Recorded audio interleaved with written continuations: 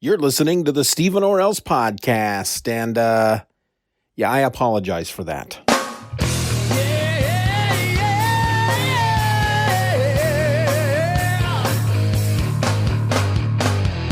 Hello and welcome to another episode of the Steeven Orr Else podcast, and this is not the episode you were expecting.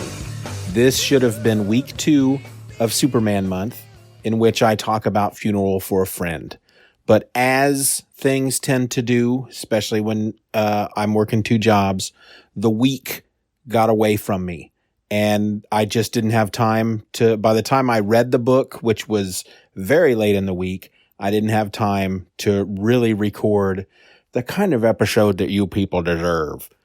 So rather than just skip this week, which I know is going to happen eventually, I'm just not ready to do that yet. So instead, I'm going to play. I'm gonna play you 2 episodes from my newest podcast, Event Orr Else, and this is the show in which I go through every major Marvel and DC event. Well, most of them, one issue at a time, so you don't have to. And this is Secret Wars issues 1 and 2. Enjoy. Oh, and you can get this anywhere great podcasts are played, and the newest episode comes out on Wednesday. Okay, that's all. Enjoy. The following podcast will contain spoilers along with unfettered feelings of nostalgia. Proceed at your own risk.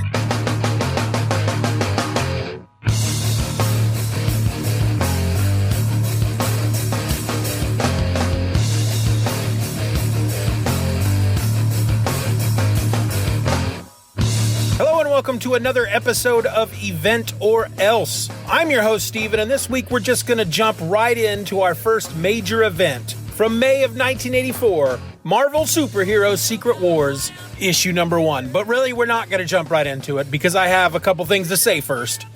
I neglected in the first episode to give credit to someone who is somewhat instrumental into getting this podcast out there in front of you all. And that person is Harold C. Jennett III. Now, let me explain. So I've been thinking about this show for a while, and the other day, it's been over a week now. I am sitting in the waiting room at the doctor's office. My daughter is in, she had an appointment. I'm out waiting in the waiting room because that's what they're made for. They're made to wait. And I'm on the old Google Hangouts, and I'm chatting with Harold. And Harold and I go back a ways. He's an often-time collaborator. Is that even the right word? He and I have collaborated a number of times on various projects. He's an artist. I'm a writer. We've put our 2 brains together, and we've created certain things. The most current being our webcomic that's out there that's updated every now and again. It's called Our Adventure Continues, and you can find it at ouradventurecontinues.com. But I am chatting with him over the Google Hangouts, and I'm talking to him about this idea I have for this podcast, and I send him by email a couple of images, just 2 pieces of cover art that I have put together using Canva. Each one is different only by title alone. They were very basic, red background with white letters. The white letters was just showing the title. And I said, here's a couple of ideas I have for the name of this podcast. And to tell you the truth, honestly, I was kind of hoping that he would come back and say, you know what? You work 2 jobs. You have 3 kids. You have a wife. You have a dog. You have a cat. And you're already doing a podcast. Technically 2, when you consider the one that's out there on the Patreon. Why would you want to do another podcast? I was hoping that Harold would talk me out of it. I think there was a secret part deep in my heart that was hoping that Harold would talk me out of doing this podcast. But no, that's not what he does. Instead, he says, okay, these 2 title ideas you have, they're stupid. Don't use those. They're dumb. And in another little small part of my heart, I knew that he was right. I mean, I had come up with these ideas thinking, you know what? I'm probably not going to do the podcast anyway. So who cares if they're dumb? But he just pointed out face to face through phone screens, because Harold and I have never met in real life. We've only talked over the internet, but he tells me, no, they're stupid. You have to have, if you're going to do this, it's going to be called Event Orr Else. And I said, you know what, Harold, for once in your life, you're right. And then not only does he not convince me that I shouldn't be doing this, he ups the ante and says, do you want me to put together some cover art for you? All right. So that kind of sealed the deal. I was like, let me think here for a second. You're a great artist. And you're volunteering to create this cover art for me for free. Yes, please.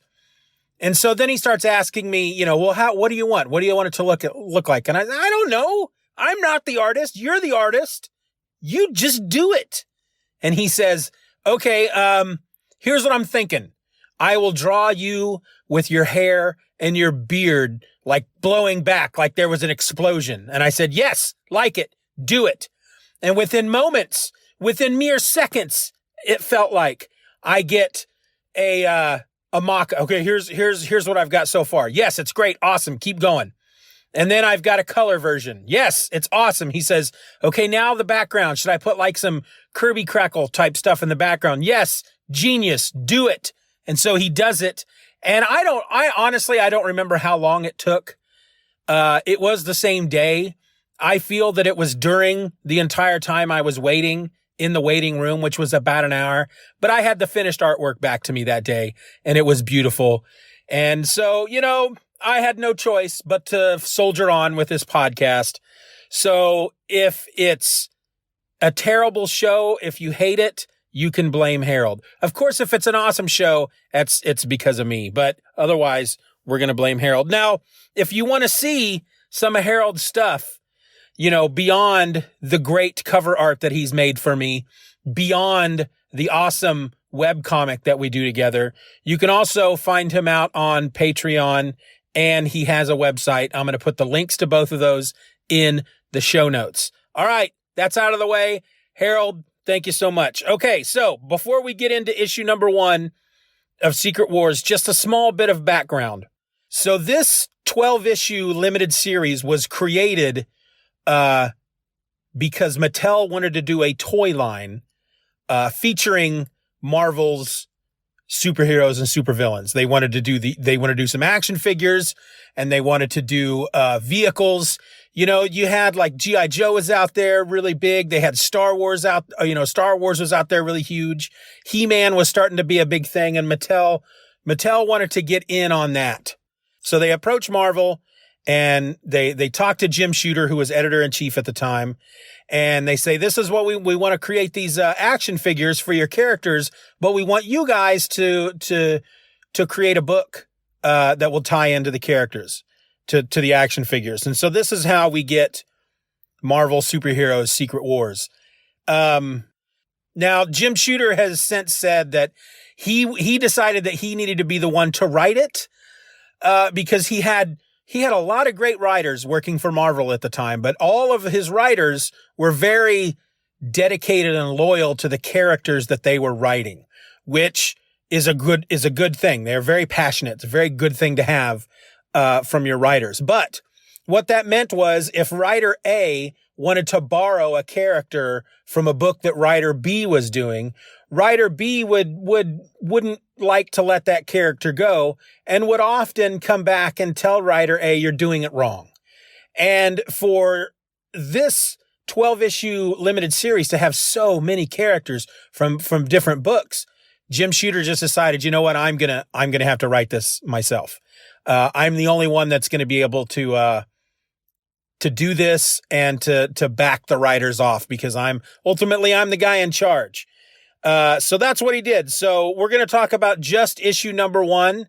I'm going to give you a brief synopsis of the issue, and then I'm going to talk about some of my favorite moments. So issue number 1 was written by Jim Shooter. The pencils were by Mike Zeck, though he is credited as Michael Zeck. I don't know at what point he goes to Mike Zeck, but he is credited in this book as Michael Zeck. The inks were by John Beatty. The letters by Joe Rosen. Christy Shield did the colors, and Tom DeFalco was the editor. So let's talk about the cover real quick, because I think it's a very iconic cover, and it's one that I believe Alex Ross recreated for a future collection of this series. But basically, you have most of our heroes on the cover just coming at you. They're just coming at you on the cover. You've got Iron Man, Hulk, Spider-Man, Human Torch, Nightcrawler, Captain Marvel, and this is the Monica Rambeau Captain Marvel. My Captain Marvel, frankly. The Thing, Colossus, Rogue, Hawkeye, She-Hulk, Cyclops, Wasp, Captain America, and Wolverine. And I want to point out, because I'll mention this throughout this episode, Wolverine on the cover has his claws out. And that's, because that's his thing. Obviously, you're not going to have a bunch of heroes coming at you on the cover and have Wolverine on there without showing his claws. But I point that out because I didn't go back and study every panel after it kind of, this realization hit me in the face like a wet fish. But I feel like every panel within this issue that Wolverine shows up in, he's got his claws out. I just found that kind of funny. So before the series actually began, a little background into how we got into this series through the other comics. So before the series began, we saw all of our heroes in their own comics at some point enter this giant structure that appeared in Central Park. And they go into the structure and they disappear. So, for example, if you're reading the books at the time, let's use Spider-Man as an example. At the end of Amazing Spider-Man 251, which was published in April of 1984, Spider-Man swings into the structure in Central Park. His spider sense is tingling. Something pulls him to Central Park. He goes to Central Park. He sees the structure. He swings into it and he disappears. The next issue, next month in May of 1984, the same month that the first issue of Secret Wars comes out, Spider-Man comes out of the structure and he has Kurt Connors with him. And Spider-Man is in a brand new, never before seen costume. So if you're only reading Spider-Man, you go from the one issue to the other issue and you're like, what the heck happened? Well, you had to then read Secret Wars to know why he came out of the structure with Kurt Connors, who is the Lizard, and why he's wearing a brand new costume. And you actually won't find that out till like issue 8 of the series. So we're talking like 7-8 months later for the reader to find out why Spider-Man is suddenly in this black and white costume. I thought that was pretty cool. Even back then as a kid, I thought that was pretty cool. Another example is that the Fantastic Four, but just read Johnny and Ben. So Mr. Fantastic, Human Torch, and The Thing, they go into the structure, I think, during one of the issues of The Thing. Susie, the Invisible Girl, she's not with them because she's expecting. She's about to have a baby. So they go into the structure, and then when they come out, there's like an issue of the Fantastic Four where suddenly, one issue, Sue's like, I wonder where they went. I hope they come back. I hope they're okay. Then they're back. Ben is not with them, and the She-Hulk is now an official member of the Fantastic Four. And again, how did that happen? Well, you'd have to read all 12 issues of Secret Wars to learn how that all happened. And in the case of Ben not coming back, I mean, that happened in the last issue, as I recall. So yeah, you'd have to wait a year to find out what was going on. All right, so as the story opens, all of our heroes, they're in this giant structure that they have gone into in their own books, but they're suddenly out in space. And here's who we have. We have Captain America, Thor, Captain Marvel, Hawkeye, Iron Man, She-Hulk, Wasp, The Thing, Reed Richards, the Human Torch, Colossus, Cyclops, Nightcrawler, Professor X, Rogue, Storm, Wolverine, Lockheed, Magneto, Spider-Man, and the Hulk. Wait a minute, Magneto? He's not a hero. We'll get into that. We'll get into that because he's not. I mean, he does. Doesn't he at one point after this lead like the X-Men? But at this point, not a hero. We'll figure out what's going on here in a bit. So they're all confused. They don't know who brought him here, who brought him to this place, but they introduce themselves to each other, which I don't feel was for anyone's benefit other than the reader, because we have to understand that this series was there to pull in new readers. They also at this point realize they're not alone. They can see outside the structure also out there in space, is another structure, and it appears to be full of a lot of the major villains. And Professor X discovers this by doing a mental probe. And so over there, we've got Dr. Doom, Dr. Octopus, Absorbing Man, Enchantress, Kang, Galactus, Lizard, Molecule Man, and then the Wrecker with his wrecking crew, which is Thunderball, Piledriver, and Bulldozer. Okay, so it's at this point that the heroes start, why is Magneto with us? We're the heroes, the villains are over there, why is Magneto with us? And they get into a bit of an argument about that. Over in the other structure, of course, the villains are just as confused as our heroes are. And then Dr. Doom introduces everybody to everybody. And then both of these structures, these ships, I guess you could say, they're both like hurtling through space. And then suddenly all around them, that whatever galaxy they happen to be in is destroyed. All the stars just go out and they're just floating in blackness. And then they watch as right before their eyes, a planet is created. Just like pieces of other planets just zooming through space to come together to form another planet with a sun. And that's when they all kind of realize, okay, this is something a little beyond, pun intended, us. And of course, the villains being who they are, they start to bicker and they start to fight. Ultron, being Ultron, tries to destroy them all. And Doom convinces Molecule Man to use his powers to push Ultron into Galactus. And Galactus is just like, whatever, dude. And just just barely emotion, drains all the energy out of Ultron. And then just kind of goes back to staring out into space, ignoring everybody. And then suddenly out in space, there's a big bright light. And like a tear appears in space and a voice announces from this light, I am from beyond. Slay your enemies and all you desire shall be yours. Nothing you dream of is impossible for me to accomplish. So this is the premise of our book. We've just within the first few pages, we've set up what we're doing here. Basically, this is Survivor before there was a Survivor, just without all the games. So because you got two teams of people. And in this case, of course, they are superpowered beings, and they're taken from their homes to a strange, foreign, dangerous place. And the last one standing is the winner. So yeah, this is Survivor. Galactus, he kind of refuses. He doesn't want to obey the voice. And frankly, he thinks that the voice can help him. He's the first one to refer to the voice as the Beyonder, and he flies towards the light to give him, urging the Beyonder to give him the power to remove his eternal hunger. Because Galactus is a dude that's always hungry, and the only thing that can quench that hunger is eating planets. But Dr. Doom, seeing this happen, he leaps into the action, and he follows Galactus into space. But when they're close enough, the light just diminishes. It just goes away. Brunk! And Galactus and Doom are thrown back.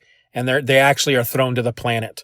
So these structures then go over to the new planet, and they are placed with our two groups of fighters on the planet. The heroes again question why Magneto is with them, and they begin fighting. And they're kind of wondering, do we want Magneto with us? And they kind of team up with everybody on one side and Magneto and the X-Men on the other. And finally, Magneto's just like, you know what? Whatever. You do you, I'll do me. And he flies off. And it's then that the heroes decide that Captain America needs to be their leader, and they need to go find shelter, because when they're put on the planet, even though they were in this structure in space, the structure goes to the planet, they go to the planet, but it's like they're teleported out of the structure onto the surface of the planet. So if this was Survivor, then their first game, their first contest is to find the structure, right? That's their first goal. Meanwhile, we get back to Galactus and Dr. Doom, and they're also on the planet's surface. Galactus is unconscious, and Dr. Doom gets up and he finds the villains structure, which is now their home base. And, he finds all the other villains there, and he tries to convince them to help him steal the Beyonder's power. Let's not play this game. Let's use this to our advantage. Let's steal the Beyonder's power. But the villains, of course, again, being villains, they don't trust Dr. Doom, and they all start fighting amongst themselves. And Doom, disgusted by their simple minds, not the band, by their literal simple minds. He finds a vehicle and takes off. He's going to go find Mr. Fantastic because he thinks Reed's the only one that can understand his intellect. Kang, however, sees this and he uses one of the weapons, this big giant cannon within the structure, and he shoots down Doom's vehicle. The heroes from where they're at sees this happen, sees the vehicle blow up, and they go in to investigate. They find Dr. Doom lying in the rubble. Cap tries to help him to his feet, but frankly, Doom, being who he is, of course, he can't take these heroes and their pity. So he attacks them and then he flees. And as he flees, Iron Man, something like drops onto his radar and he warns the heroes that they're about to be attacked. And that's when they turn, and the final page of the issue are all the other villains ready to attack. And then we're going to see what happens to that after, on the next issue. All right. So that's issue number 1 of Marvel Secret Wars. And I really enjoyed it. I mean, I haven't read this. I have probably read it maybe 10 years ago. I do read this every once in a while, but it's been quite a bit, but I still do enjoy it. Does it hold up? Probably not.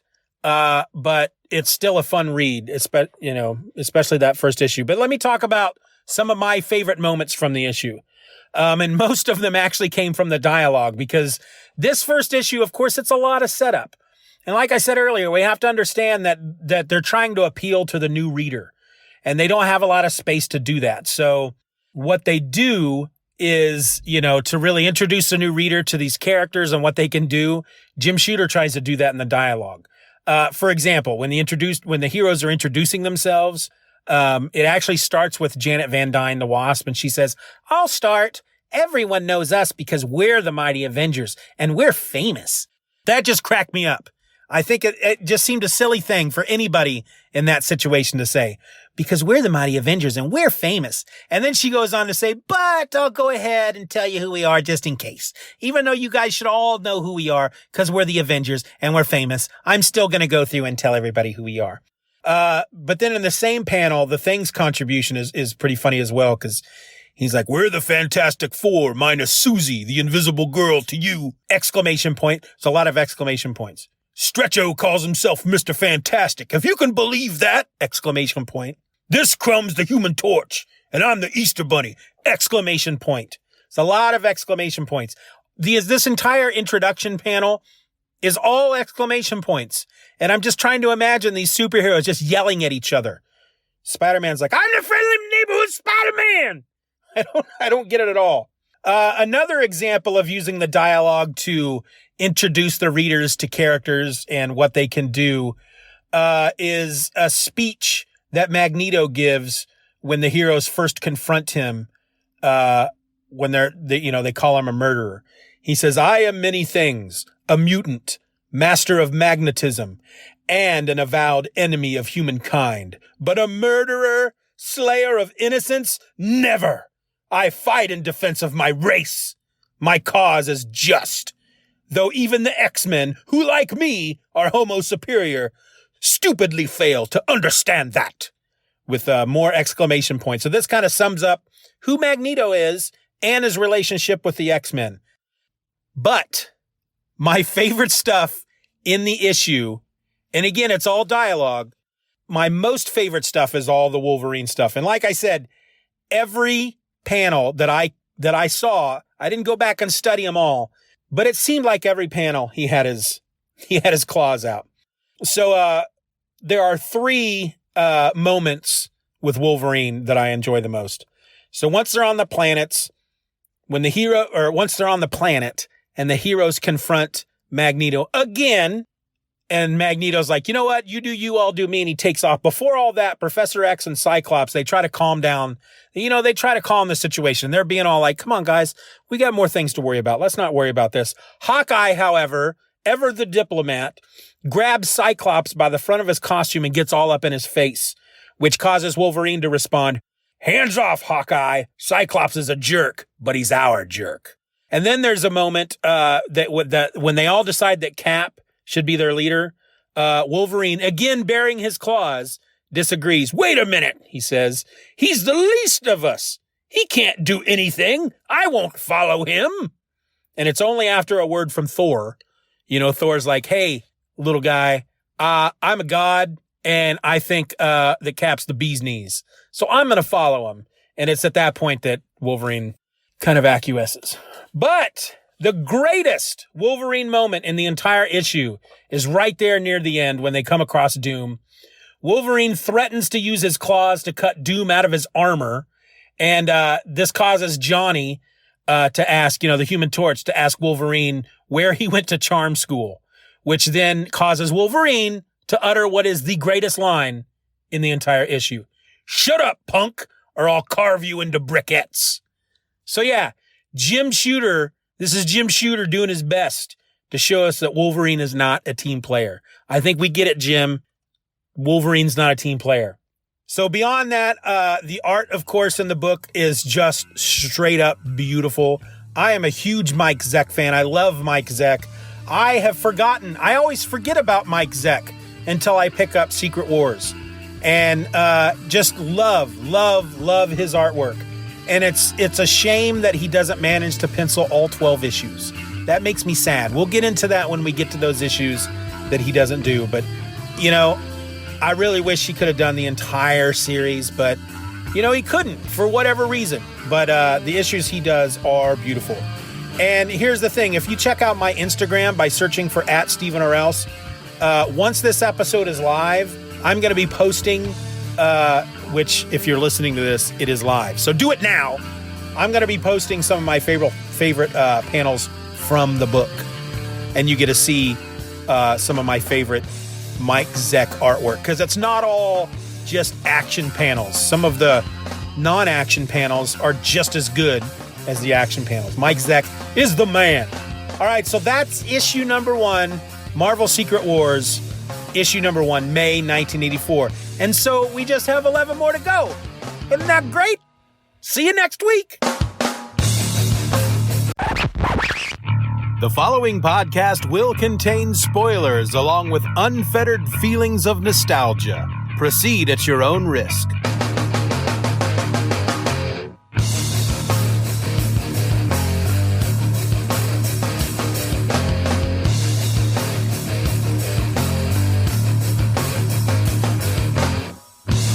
Hello and welcome to another episode of Event Orr Else, the podcast where I go through almost every major Marvel and DC event, one issue at a time, so that you don't have to. I'm your host, Steeven, and I want to thank you for joining me once again on this journey into madness. Now, if you've been following so far, and really we're only at episode 3, but if you've been following, if you've been listening for those first 2 episodes, then you know that this week we're going to be looking at issue number 2 of Secret Wars from all the way back in 1984.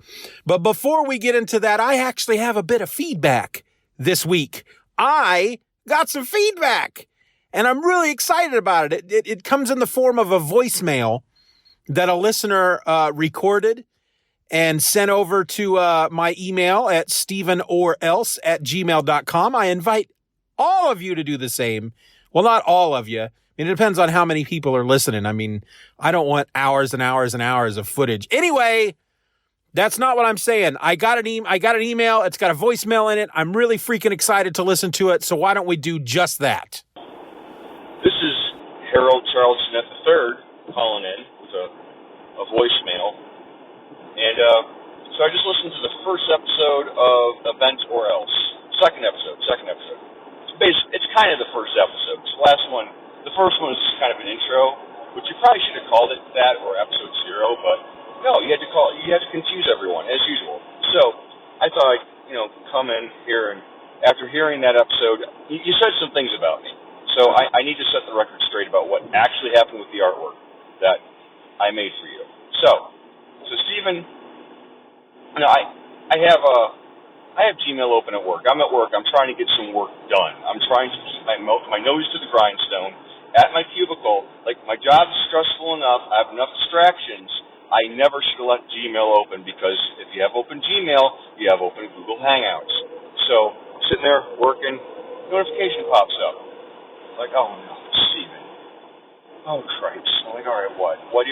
Hi, what do you want? I'm busy. Steven's like, hey, yeah, I'm at the doctor's office with my daughter, and I got nothing to do, so hey, you know, I'm doing another podcast, and I just roll my eyes. Like, another podcast? I'm like, what are you doing another podcast for? Shouldn't you get your first podcast done right, like, professionally, so people can enjoy it before you start working on a second one? Like, duh, it's obvious you should not be doing another podcast. So, yeah, I think it's a good idea, too. So anyway, I have this idea. It's going to be this event podcast, blah, blah, blah. It just goes on and on and on. I'm basically ignoring him. And I glance up. I read, like, the last couple sentences. And I'm like, oh, no. He's asking me what I think of his artwork.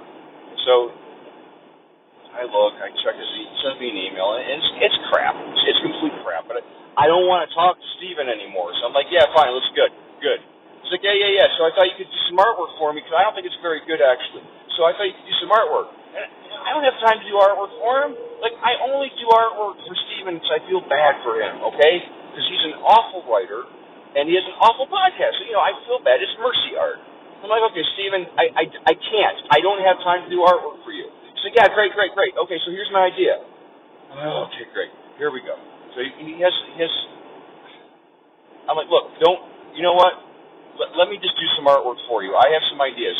Just let me get them past you first, because usually your ideas are trash. So let me give you my ideas first. He's like, okay, fine. So I gave him like 20 awesome ideas. Okay? Oh, 20 awesome ideas for names. We're just talking about the names. Going back and forth. I basically had to, I almost had to threaten him to use Steeven Orr Else, or Event Orr Else. Like, he just didn't see why that was a better name. But, so finally get that past him. So then we have to go into the artwork ideas. I just want him to get off the internet. I just want to get back to work. I have other things to do. So I'm like, okay, we're going back and forth with artwork ideas now. And I had like tons of great ideas. Like, I'm telling you, could be like, look like the Silver Surfer, but you're like on an iPod or an iPhone.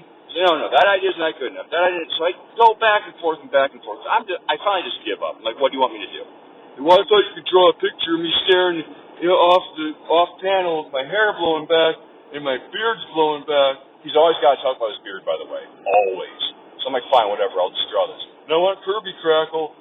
Everybody wants Kirby Crackle. That's a lame idea, but you know what? I just draw it. And he made it sound like it took me all day to do this. I did it in like 5 minutes for him. I did it in like 5, maybe that. And I sent the artwork to him, and he wasn't happy with it. But you know what? I just had it. I finally just closed the window on him. Like, this is what you're getting. Deal with it. And I haven't heard from him since, until I listened to the episode and heard about what a jerk he's making me sound like, and that he had all. Anyway, I just wanted to set the record straight. That's what happened. So that's how you got this artwork. And Steven, don't ever call me or contact me again. Thank you. Goodbye. Okay. Not quite sure how to respond to that voicemail. That was not at all what I was expecting. Little hurtful. Little hurtful was that voicemail. Makes me feel kind of bad. I mean, obviously, Harold is talking about an event in which I spoke of in the previous episode. And it's obvious that Harold and I each remember this event a little differently. I'm not going to say anyone's right or anyone's wrong. I'm going to let y'all be the judge on whether or not, I'm right or Harold's wrong. But I'm a little, I don't know. I'm a little saddened. And I'm going to have to take a moment here before I can really kind of move on and get past it. And hey, I've done so, because here's the thing. Here's something that he mentioned in the voicemail, and I think that's what I'm going to focus on. I'm not going to focus on I'm not going to focus on any of the negative. All of the just glaring errors that he spit out in this hateful voicemail, I'm going to ignore all that, and I'm going to focus on the positive.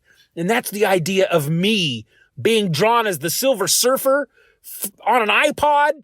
That sounds really cool. But okay, Harold, so when you do this, you really got to make sure that don't get my beard in there. I know that the Silver Surfer doesn't have a beard, but you got to get my beard in there. That's pretty important. All right, so thank you, Harold, for the voicemail, and I'm looking forward to seeing me as the Silver Surfer with a very awesome silvery beard on an iPod. That sounds pretty cool. Okay, so issue number 2, Secret Wars, Marvel Comics.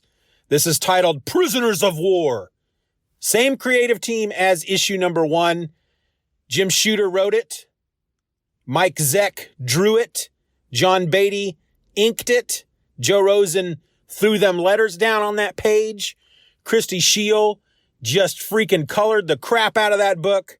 And then Tom DeFalco, he did some editing. He edited some stuff.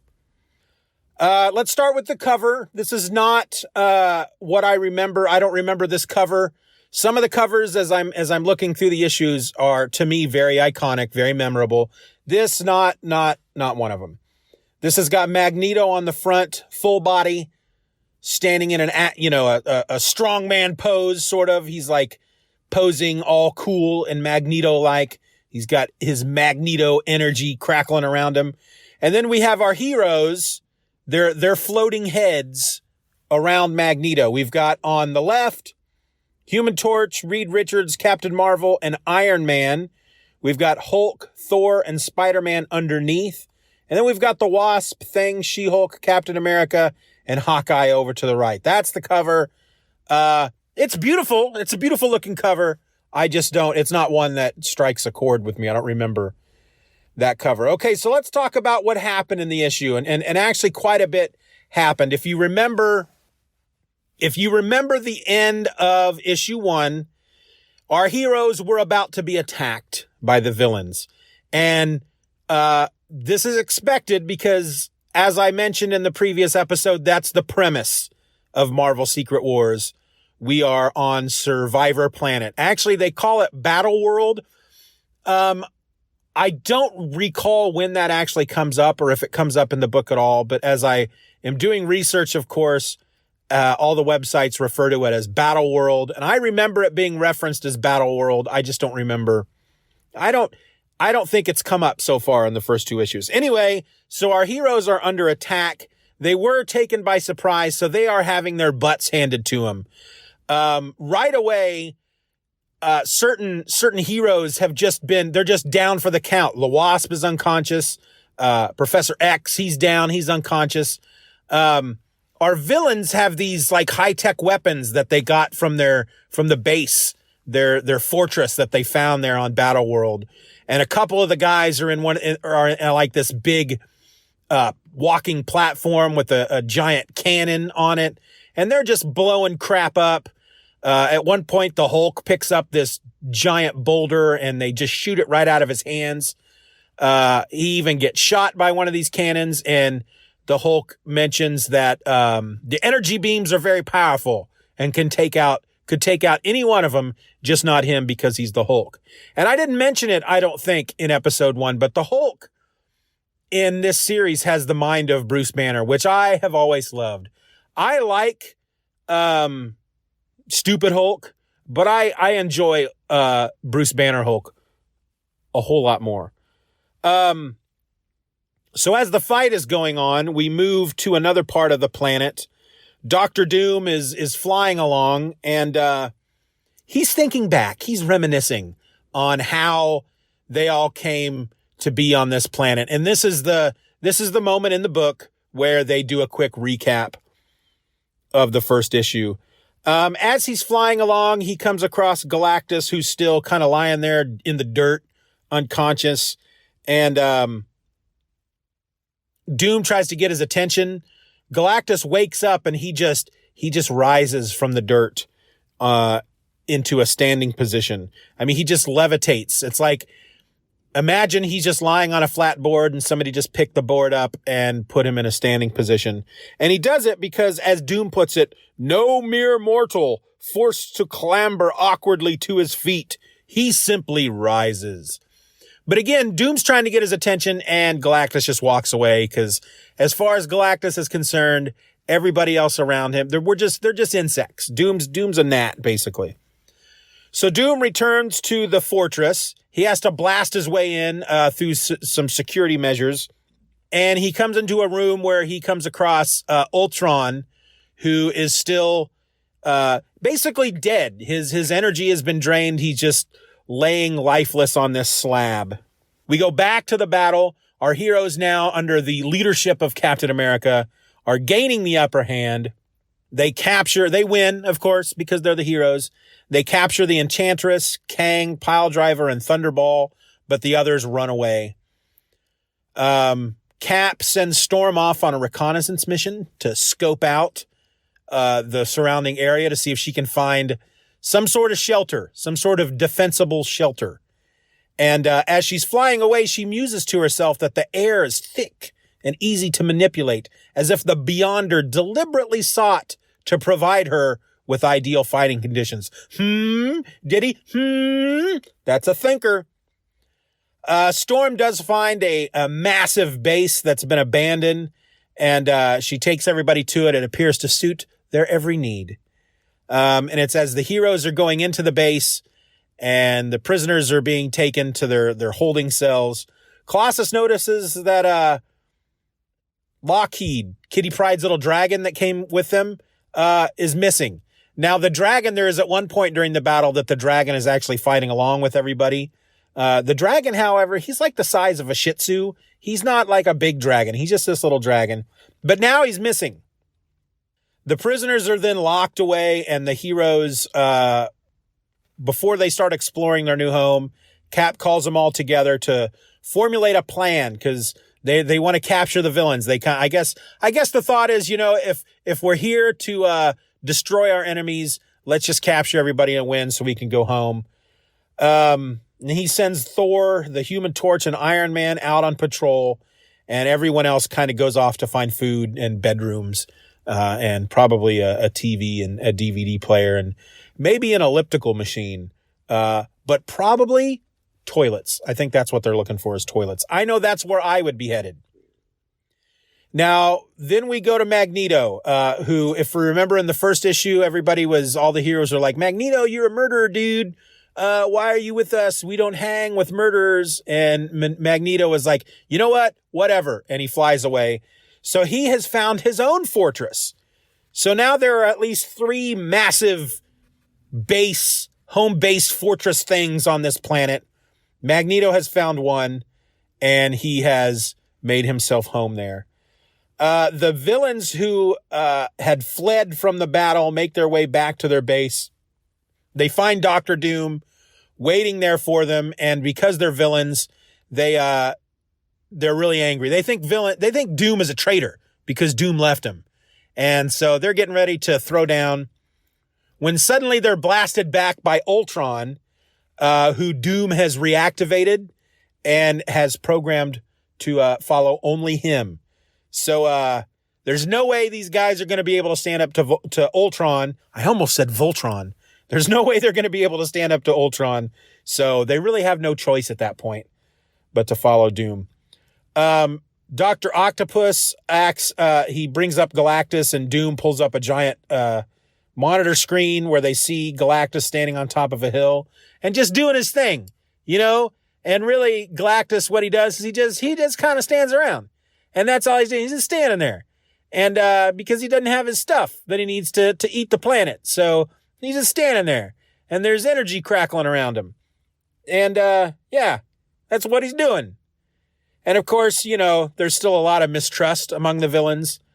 Doc Ock does not trust Dr. Doom at all, despite the fact that they are both doctors.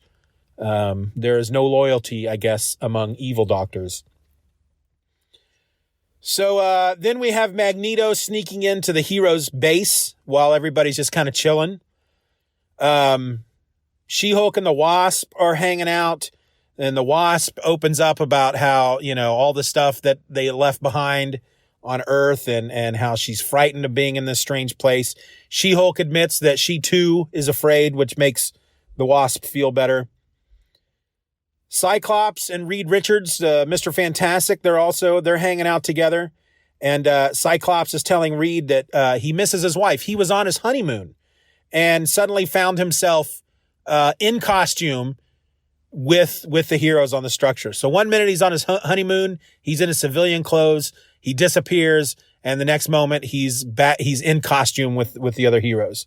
And Reed finds this very interesting because he says that Professor X had just recently off panel let him know that he wasn't in his wheelchair when he disappeared, and yet was in the wheelchair when he reappeared on the structure with all the heroes in that first episode. And doing a little digging, he had actually, Professor X, and I don't remember from back in this time, but Professor X had been healed. He could walk. He didn't need his wheelchair. But yet when he is brought back, when he's brought with, to the structure by the Beyonder, he's in his wheelchair. So Reed kind of postulates that the Beyonder is trying to, quote, fix little things that he might consider being wrong. The Thing comes across him. He hears them talking about their wives. The Thing, he's thinking to himself, right? He's walking through the base and he comes up from behind the two. They're standing out on like a balcony. And the Thing goes, hey, is Reed talking with that skinny kid from the X-Men? And, Wolverine always referred to Cyclops as slim.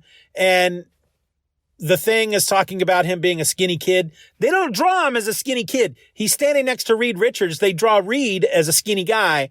But here's a big, broad-shouldered Cyclops being referred to as skinny. Anyway, the Thing starts feeling all down on himself because these two guys talking about their wives, and makes me realize that, my girl Alicia is back home. But, he kind of starts to think about it and he goes, you know what? She's probably better off because look at me. I'm the Thing. She's probably better off where she is. And then Spider-Man and the Human Torch are hanging out because, they're buddies. And then Spider-Man's I can't talk. His Spidey sense goes off. Which is a reaction to Magneto, because Magneto at this point has now gotten into their power room. There's like a power plant in this freaking base, and you don't know what he's up to, but it involves being in this power plant, and he's thinking to himself about creating a distraction so he can do what he has come to do. But then Spider-Man's Spidey sense goes off, and he swings off to investigate while the Human Torch goes to grab reinforcements. The other heroes arrive as Spider-Man, who is encased now in a ball of twisted metal, comes rolling by. He's like, woohoo! And then shouts out, guys, it's Magneto! And then Maggie, they call him Maggie, escapes by dumping a lot of machinery on the heroes. Wasp, however, being in her small wasp form, is able to dodge and duck and fly through all this metal that's falling.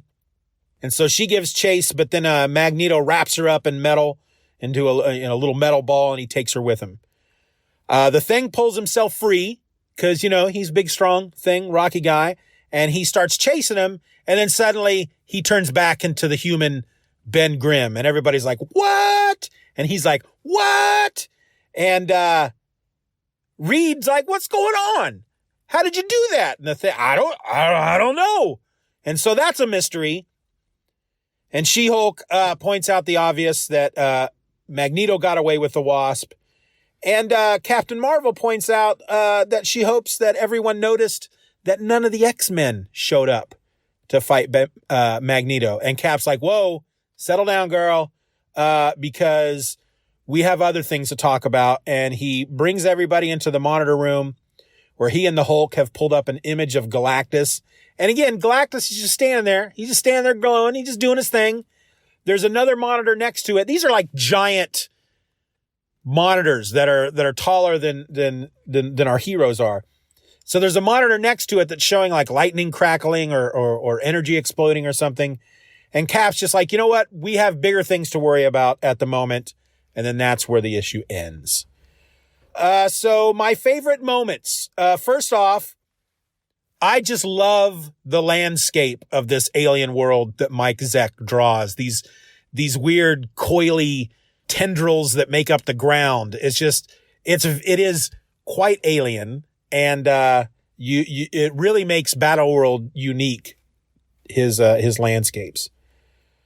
Now, as far as actual moments on page 1, it's a splash page. Reed calls out, "We're under attack," and Wolverine, who of course is standing with his claws out, just simply responds, "Good." That was one of my favorite moments. Lockheed fighting during the battle. I like that. There's a moment where She-Hulk is fighting the Enchantress, and She-Hulk's talking about how she doesn't really get the opportunity all that often to really duke it out with somebody that's on her level. And she really has this chance to unload. And she punches Enchantress so hard that it knocks her out. And then She-Hulk says what is probably this is my favorite line of the entire issue. "Oh, wow, that was like tubular, to the max." I didn't realize that She-Hulk was a Valley Girl. Or is she saying it ironically? They don't really say. I'm going to assume that she's saying it ironically.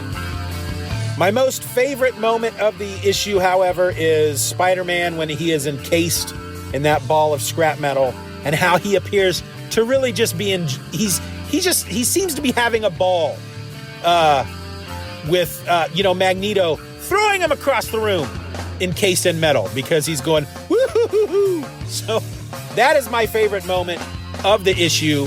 So far, Secret Wars for me still going strong. Nostalgia at some high peak levels. And so we're going to come back next week with issue number 3, which is titled Tempest Without, Crisis Within. Event Orr Else is a presentation of the Steeven Orr Else podcast. Questions and comments can be directed to stevenorelse@gmail.com. You can find Steven on the World Wide Web at stevenorelse.com, patreon.com/SteevenROr, reddit.com/r/Steeven Orr Else, or follow him on Twitter and Instagram by searching for @Steeven Orr Else.